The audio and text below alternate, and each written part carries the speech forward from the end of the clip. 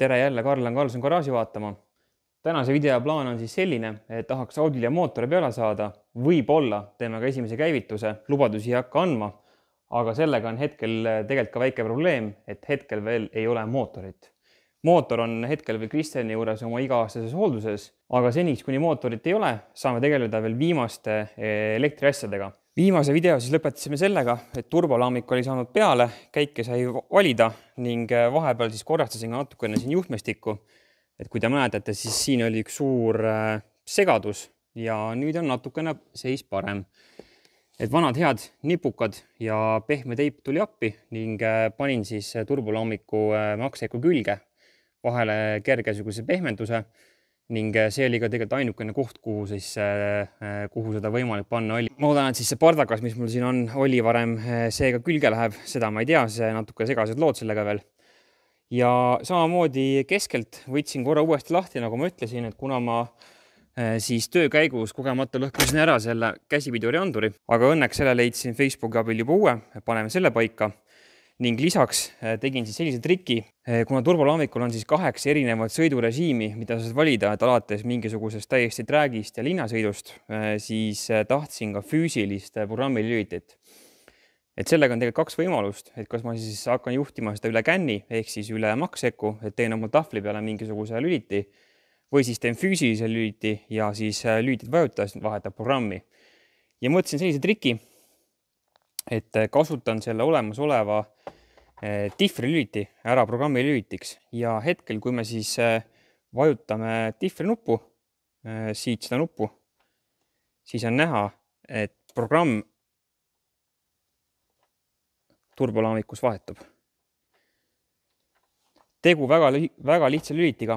Üks klemm siis on keremass ja teine klemm läheb siis turbolaamiku analogsisendisse ning igat sisendit siis turbolaamikul on võimalik programmeerida põhimõtteliselt milleks iganes ning programmeerisin ta lihtsalt siis selleks programmi lülitiks. Et tundus väga lihtne variant olevat, ei tahtnud mingisuguseid lisanuppe siia kui armatuuri panna omale ja kui seda nuppu vajutada, siis programm vahetub ja saab vahetada kas siis täiesti all out nii-öelda träägirežiimi vahel või siis näiteks rahulikul linna vahel kruiisida. Et siuke valik. Ning teine probleem, mille me peaksime siin salongis ära lahendama, on siis manuaalne käiguvahetus. Et esimene või kõige loogilisem variant oleks siis paigaldada roolile labad, aga see on natukene suurem projekt, et kuna esiteks siin sees pole siis peale pasunajuhtme mitte ühtegi juhet, ehk siis peaks hakkama pasuna juhet ümber kasutama labade juhtmeteks, mis on võimalik, et see pole võimatu ülesanne. Karl ju tegi oma mersu seda juba ära. Aga mõtlesin, et kui palju ma neid labasid ikka kasutan ja reaalsuses seda manuaalset käiguvahetust on mul tegelikult vaja ainult näiteks dünorežiimis. Ja mõtlesin siis sellise triki välja, et tahaks kasutada ära siis seda originaal shifteri positsiooni. Et kui te mäletate eelmistes videotes, siis ma seletasin, et need siis kõik positsioonid, mis siin liiguvad, on kõik trossiga. Reaalselt siis tross liigutab seda hooba, mis on käigu hästi küljes. Aga siin külje peal on siis need positsioonid tegelikult, mis trossi absoluutselt ei mõjuta. Ja mõtlesin esimese trikina, et äkki ma saan siis kuidagi need kontaktid siit selle shifteri alt kätte ja saaks siis nad ümber ühendada samamoodi, et üks pool oleks mass, teine pool läheks otse ajusse ja kui seda shifterit lülitan, et siis annaks signaali, et kontakt koos ja siis nagu laba aktiveeruks. Aga võtsin selle pealt selle katte ära, pärast näitan ka ja see kahjuks nii lihtne ei olnud, et siin on siis sees mingisugune mikroplaat erinevate takistitega ja siin väikene kate, mis siis liigub mingisuguse magnetiga raja peal ja kui rada on jõudnud õigesse kohta, siis saadab selle sõnumi kuidagi läbi üle mingisuguse protokolli käigukastile ja mõtlesin, et see on natuke liiga palju, et hakata seda inseneerima siin. Aga tulin natuke lihtsama lahenduse peale. Kohe näitan. Ja mõtlesin, et lahendan selle probleemi ära siis niimoodi, et paigaldame siia alla väikesed mikrolülitid. Et kuna siin on seda liikumisruumi on üsna palju, siis võtaks selle plastikkatte siit pealt ära, selle sama rohelise plaadi, mis paistab ka ära, need tulevad hästi lihtsalt ära siit. Mikrolülitid, mis ma siis Oomi poest leidsin ja kui liigutame näiteks kangi alla, siis see mikrolüliti oma hoovaga aktiveerub, paneb massi kokku ja annab signaali siis turbolaamikule, et nüüd nagu laba aktiveeruks. Ja see minu arvates on täiesti piisav selle jaoks, et näiteks kui dünos või mis iganes põhjusel tahaks käike manuaalselt lapata, siis need mikrolülitid ajavad ideaalset asja ära. Me liigutame ikkagi manuaalset shifterit ja jääb siis nii-öelda natukene ikkagi OEM feeling, nagu siis see manuaalne käiguvahetus töötaks läbi käigukangi, kuigi tegelikult on siis väikesed mikrolülitid, mis siin all plõksuvad. Et selle projekti tahaks ka ära teha. Ma arvan, et panen nad kuidagi siia EPO-ga kinni ja vaatan, kuidas nad üldse sobivad, et siin on täitsa parajalt on siin all ruumi ja ma arvan, et sellega mingit probleemi ei tule. Siis kolmas asi, mis me peame veel ära lahendama, tagurdus tuli, et hakkasin siin erinevaid juhtmeid läbi helistama, aga väga kaugele ei jõudnud. Ja tuleb välja siis, et minu autol tagurdustule juhtimine käib läbi mootori juhtmestiku, ehk siis ma pean ikkagi selle kapoti all selle õige klemmi üles leidma, ära sildama. Ehk siis kui käik on R-i peal, siis peaks saama selle signaali 12 volti välja ja saata siis tagatulesse läbi relee. Et selle asja peaks ka veel ära lahendama ja siis tegelikult ma arvan, oleme nii kaugele, ma saan istmed, armatuuri ja kõik asjad igalt poolt paika panna ja enam mitte midagi siin salongis tegema ei pea ja vaatame, kas me saame selle kindlalaeka või selle portatšoki ka siit uuesti kinni panna. Et siin läks see asi nende juhtmete asjade pärast üsna kohukaks, aga vaatame, võib-olla peame midagi siin ümber tõstma. Vot nii. Ma ei tea, kas ma eelmises videos näitasin, aga turbolaamiku supporti abiga siis jõudsime veel ka nii kaugele, et kui shifterit liigutada, siis tegelikult shifter ka juba näeb, et missugust käiku saab sisse panna ja kahjuks peale pargi ja neutraali, kuna mootor ei käi. Ühesõnaga, kui mootor ei käi, siis peale pargi ja neutraali mitte midagi ta meil vaid ei lase, aga tegelikult kui ajus seest vaadata, siis kõik need reverse, drive ja neutral positsioonid on ilusti siin olemas. Ehk siis käigukastiga meil on praegu väga timm ja sellega on kõik hästi. Aga nüüd see päris pikk sissejuhatus, mida me tegema hakkame, et proovime need elektritööd asjad korda saada ja äkki siis video teises pooles saame hakata juba mootorit peale panema. Nii et ma arvan, et esimese asjana ma vahetan selle väikese lühitisid selle käigukangi alt ära, katsume selle korda saada, sest et praegu nagu näha, käigukang on üleval, aga käigukangi tuld mul siin reaalselt ei põle. Ma vaatan, kui ma panen selle siia vastu. Jep, siis läheb põlema, võtan ära. Jah, et ühesõnaga need kaks asja peaks tegelikult omavahel ühendus olema, aga need enam ei ole. Teen selle korda ja siis ma arvan, liigume edasi selle tagurdustule juurde, katsume tagurdustule korda saada, peame siis kapoti alt üles otsima. Ja lisaks tegelikult, ennem kui ma üldse salongis toimetama hakkan, mul tahtsin ühe asja veel ära teha, oli see, et ma paneksin paika siis ka käigukasti jahutivoolikud, mis ma lasin siis omal Revolflows ära pressida pikkuse järgi. Mõõtsin siis enam-vähem täpselt välja, käisin Revolflows, lasin ühe otsa valmis teha ja tulin tagasi garaaži ja mõõtsin igaks juhuks paika, et tuleks täpselt õige pikkusega. Ning ma arvan, et esimese asjana panen hoopis need paika, et saaks põhja alt kõik asjad nii-öelda 100% valmis ja siis liigun edasi salongi ja lõpetan salongi osad ära. Vot nii, aga hakkan toeks tõmetama ja siis vaatan, kaugele välja jõuan. No nii, käsipiduri andur korda tehtud, uuel andur ilusti juhe küljes ning kui nüüd siis süüte sisse paneme, siis kässsele tuli ei põle praegu. Kui tõmbame andur ülesse, läks tuli põlema. Sellega kõik korras. Vahepeal tegutsesin tegelikult siis põhja all ka, panin need käigukasti jahuti turud paika, aga kuna meil on siin ees on üks väike teine projekt, siis ajan pärast õstuki peale tagasi ja näitan, kuidas see siis välja nägi. Aga nüüd ma arvan, et saab panna kogu selle armatuuri või selle keskmise käetoa osa siia tagasi ning siis ma arvan, et ma saan varsti ka juhi istme, aga tegelikult tuli meelde, et mul on üks töö veel siin teha. Et siis, kui siin jälle salongis mässasime, siis õnnestus üks tulekustuti siis toru natukene ära painutada, aga kuna ta on alumiiniumtoru, siis ega seda enam siit tagasi nagu ka ei saa. Ja ostsin siis jälle Revolflowst siuksed vahetükid, et üks on siis sirge jaoks, et saan panna selle maha lõigata siit ilust toruleikuriga, panna siia otsa ja pikendada toru siis tõenäoliselt siit tagantpoolt siia ette ja võtsin siis lisaks veel ühe 90 nurgaga jätta siia natukene parem, et võib-olla siis ei avalda nii palju survet, et varemaid niimoodi keeras siit oma paindega sisse ja ei olnud just kõige optimaalsem, aga kui me siia nurga paneme, ma arvan, et siis saab jällegi parem. Otsin toruleikurid, üritan selle torusid enne seda painet maha lõigata.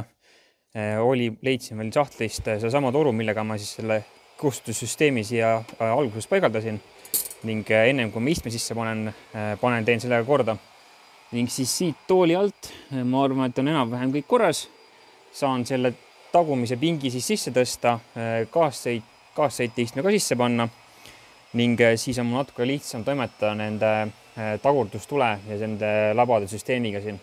Aga ma arvan, et järgmiseks siis teengi see toru korda ja siis liigume juba tagurdustule juurde ja katsume selle õige juhtme üles leida, et selle tagurdustule korda saaks. Et siis tegelikult saaks ka selle armatuuri alt juhi jalge juures kõik kokku panna ja ka juhi istme sisse panna. Ning siis saab tõesti öelda, et salong hakkab juba täitsa valmis saama.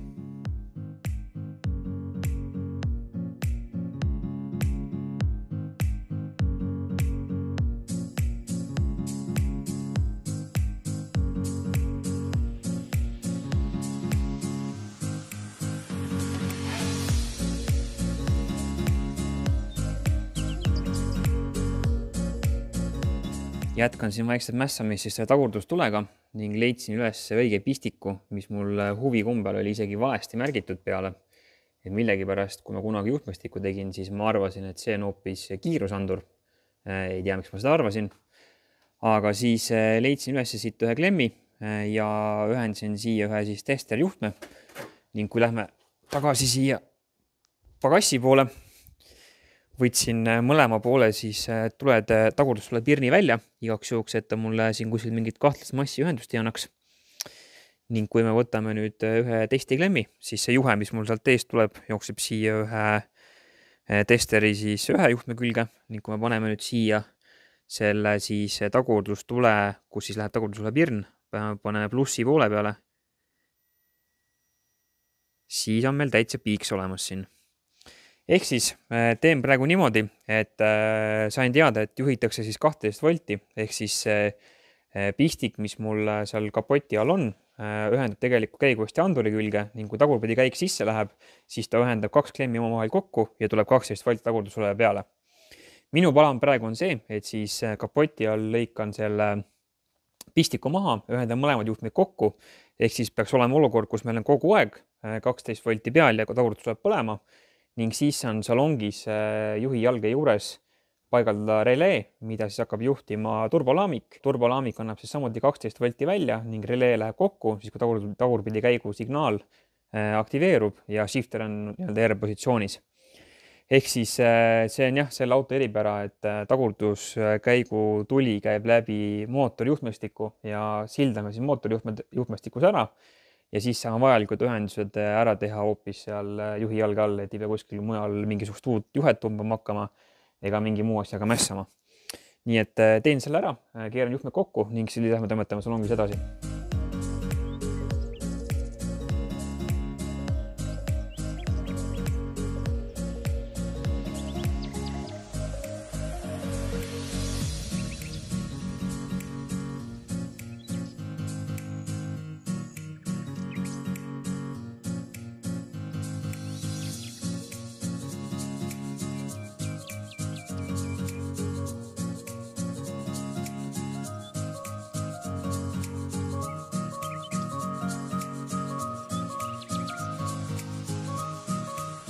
Nii, tagurdustulega siis siukesed lood, et panin selle relee siia juba taha peitu ära.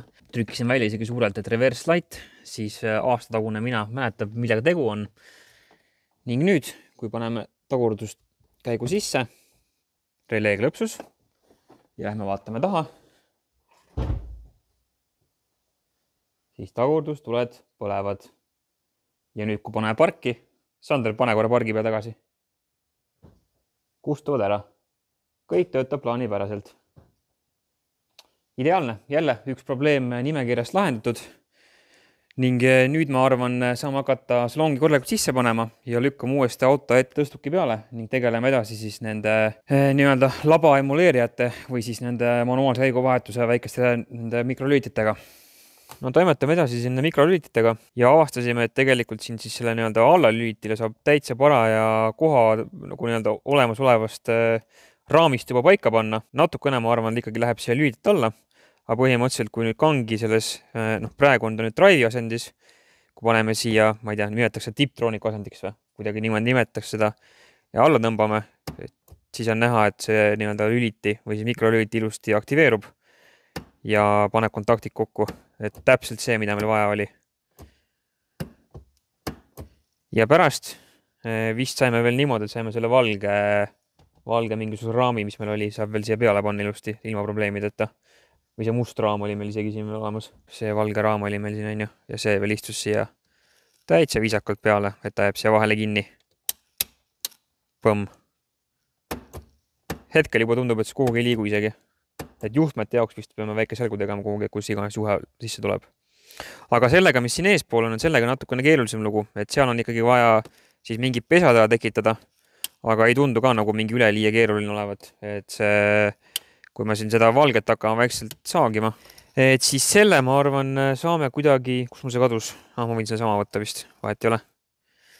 Selle saame kuidagi siia panna, aga kuna siin on veel kõrgendik, on ju, siis seda kõrgendikku peab hakkama lihvima ja tegelikult see siis, kui see õige nurgal ära lihvida, hakkab ta täitsa ilusti seda mikrolüütit toetama ja saab selle siia üles nii-öelda samuti õigesse andisse panna. Et hakkab käima siia põmdi vastu lüütit. Ja siis ma usun, et paneme väikese törtsu seda epoliimi siia alla ja kui ta juba siit selle raami poolt ennast toetab, siis ma arvan, et see küll kuhugi ei lähe. Nagu peab ütlema, see küll kuhugi ei lähe. Kui sa ütled, et kui sa seda ei ütle, siis ta kindlalt läheb. Ja kui sa ütled, siis ei lähe. Nii et madistame edasi või?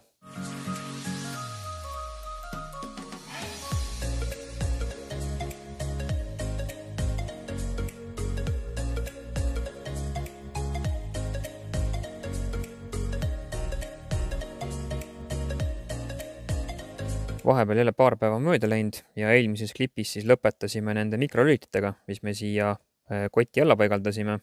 Sandri abiga sai ka siis see shifteri siis vars ristatud vana manuaal shifteri kotiga ja tegelikult tulemus ju on üsna originaali väärine. Et küll siia nüüd seda raami täpselt õigest tagasi saan panna, sest et see shifteri alumine ots on oluliselt laiem, kui see manuaali kott siin oli. Aga sellegi poolest tulemus on nagu väga hea ja esialgu see, mis ma arvasin, et ta jääb jube kõrge siia salongi, siis tegelikult ma ei ütleks, et see väga palju nüüd kõrgem on, kui see manuaalne shifter oli, et ütleme nii, et noh, äkki, ma ei tea, nii palju umbes. Nii et sellega on kõik tibens-tobens. Siis rääkides nendest mikrolüütist, mis me paigaldasime, et projekt on ka ikka ülimalt edukas. Et kui ma panen ta nüüd siia Tiptronic režiimi, siis vaatame siia arvutisse, et meil on siin nüüd olemas button down, button up ehk siis käik üles ja käik alla. Ja kui me need nüüd liigutame, siis ka siin turbolaamiku kontrolleris ilusti vahetub. Ja et kontroll teeb shifter toimib, siis kui seda jälgida siit, siis samamoodi iga käigu positsioon on ilusti selge ja vahetub korralikult. Vot nii. Ja ma ei tea, ma ei mäleta, kas ma juba näitasin, aga siis diffri nupp, mis mul siin on, et diffri nuppu ma tegin siis programmi lülitiks ja kui nüüd seda vajutada, display pole kõige parema koha peale, kui me vaatame siit, et kui ma vajutan siit diffri nuppu järjest, siis on näha, et programm muutub. Ehk siis tegelikult ma ei pidanud paigaldama mitte ühtegi lisavidinat kuhugi see salongi. Ja kui ees paneb tähele, siis salong on ka vahel kokku saanud, et puhastasin ära, panin istmed sisse, polnud nagu mingit põhjust see tööga enam siin viivitada, et sai salongi kokku panna ja tegelikult meil ongi nüüd absoluutselt kõik probleemid, mis meil on siis salongis või põhja all on lahendatud ja nüüd pole muud teha, kui hakata mootorit ootama, mis peaks saabuma umbes, ma arvan, paari päeva jooksul. Et tegin teile väikese pettuse video alguses, et ma arvan, et mootorit hakkame panema peale järgmises videos. Et siin tuleb nüüd niisugune väikene lühikene jupp, aga peate veel ära kannatama. Kuna ma arvan, mootorit peale panemisega on ka ikka läheb siin omajagu korralikult aega ja möllamist. Et siis ma arvan, et ma jätan selle peale panemise järgmisest korda. Nii et siit valmis 8 HP shifteriga salongist, ma arvan, et tõmbame alla ja näeme siis, ma arvan, juba järgmises Audi videos, kui me hakkame panema peale mootorit. Vot nii, nagu ikka, tänud vaatamast ja näeme järgmine kord. Tšau!